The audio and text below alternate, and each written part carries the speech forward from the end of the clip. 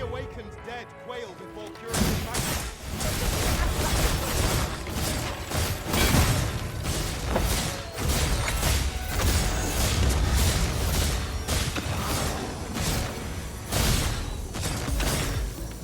All right, what's going on, viewer? We're going to break down my Max Thief build to help you out in your journey on the Dragon's Dogma 2. Now, keep in mind, guys, I am level 70, so my damage might look very strong and I might be able to slay some enemies way faster than you. If you're a new player, that is okay because this build will still help you. And the equipment, I will show you exactly the equipment I have, the skills I have, and the augments I'm using to help you along your journey, and also break down the pawns that you would need to have to make your team synergy perfect. Okay, so we're going to go ahead and break this down, but keep in mind, if you have any questions about the build or concerned about your thief build and how it might work for you or whatever you need to do to upgrade it, I will be glad to help you in the comments. All right, so let's go ahead and break it down. All right, so we're going to go ahead and break down my build first. All right, so we're going to go ahead and talk about the weapon skills that I have Smoke Shroud, Masterful Kill, Formless Feint, and Shadow Veil. Okay, so these are the top skills I personally think are the best for the thief. Now, other people are going to have opinions on their own thief build, but me, if you guys want to get through stuff a lot easier,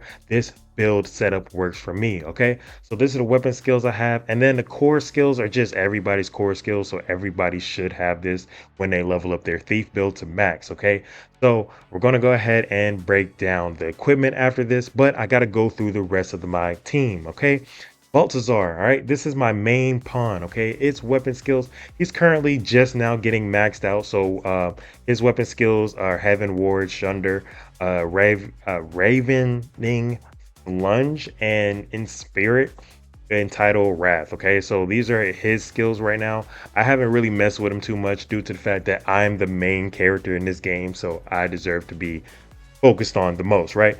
But I'm building him up slowly and surely, and obviously he has pretty strong gear alone, but we'll dive into that when we get to the warrior class. I'll break down his outfit because I'm probably just going to strip it off of him anyways.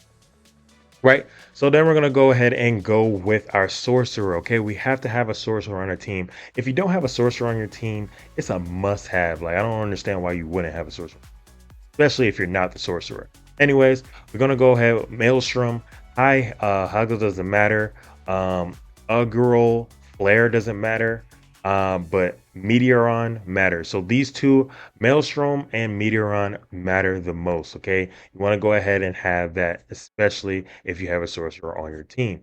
Okay, then we're going to finish it off with the most important person on your team, and that is your healer, the mage vocation. Okay, lightning doesn't really matter. Celestial Peon is your #1 skill you must have on your team, especially when you're a thief, because you run out of stamina a lot and you use a lot of stamina with your skills, especially because you're quick moving and you're dodging. I'm going to explain it all, but this is the skill. As you guys can see, I will be popping up an example here.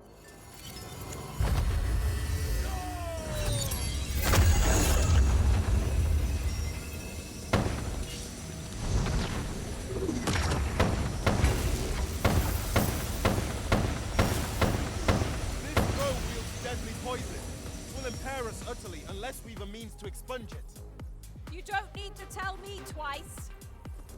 Our skill, Formless Feint, also dodges attack. So that on top of the high palladium, that will literally make you invincible. Okay, so we're going to be super stealthy, and not only super stealthy, we're going to have the best defense and the best attack and unlimited stamina. And I'm going to show you guys exactly additional boosts to give yourself for the stamina as well.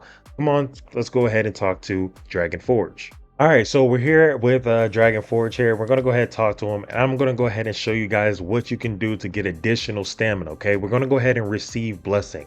Now, with the received blessing, we're gonna go ahead and talk about the 1 full day of stamina recovery speed will be increased.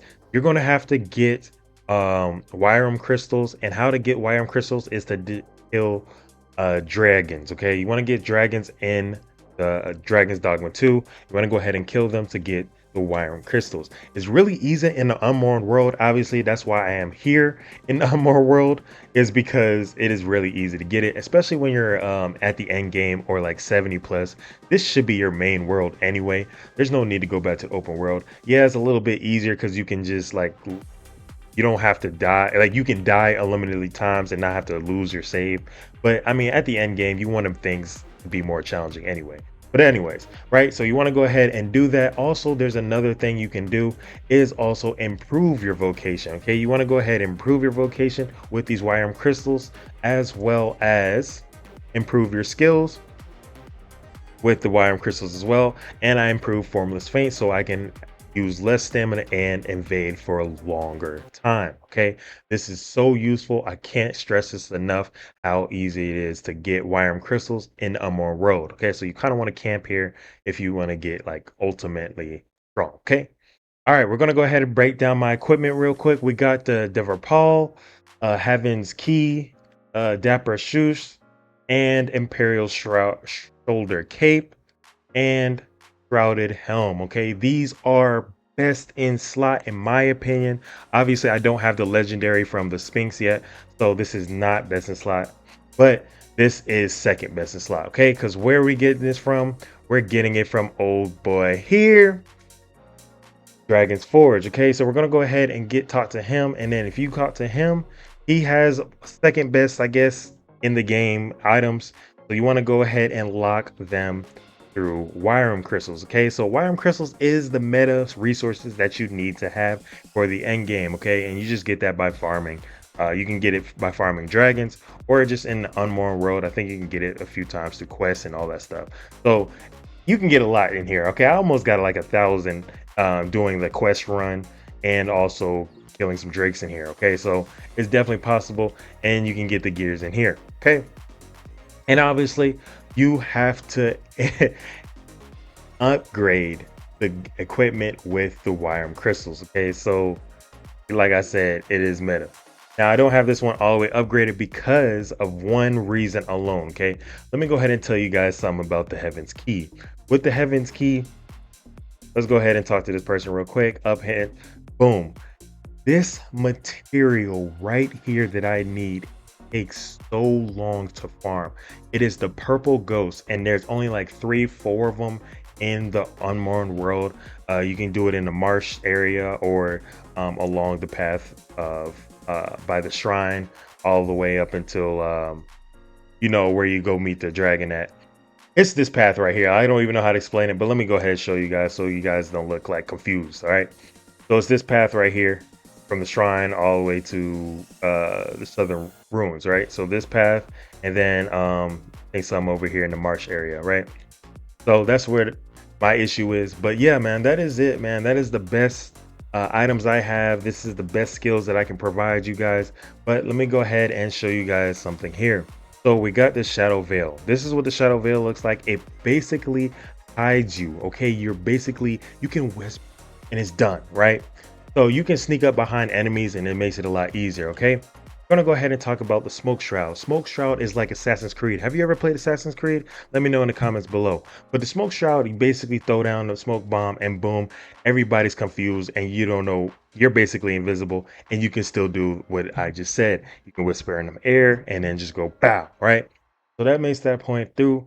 Then we got the masterful kill. Now I love the masterful kill because you can easily one-shot somebody if you get the right angle on them, and it's like a parry moment. So like the fighter, like you can block and then do something. This is another parry for you with the thief. Okay, so you time their attack. As soon as they do it, you parry, boom, and you do a master kill. Okay, so this is what their skills look like, and then we go ahead and break down our augments. Okay, so for the augments we have is the vigor, which reduces stamina consumed when clinging on or pinning down foes.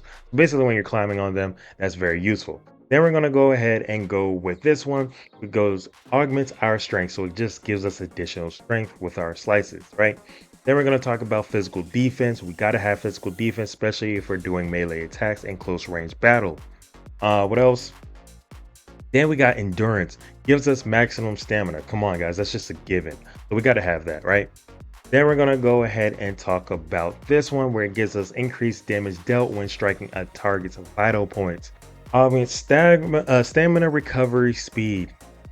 Like we said with the blessing, we need stamina recovery. So a lot of stamina recovery will make our build incredible. Okay, so that is what we've broken down. Thank you guys for tuning in. Make sure you like and subscribe if you're new to the channel, and I'll catch you guys in the next one.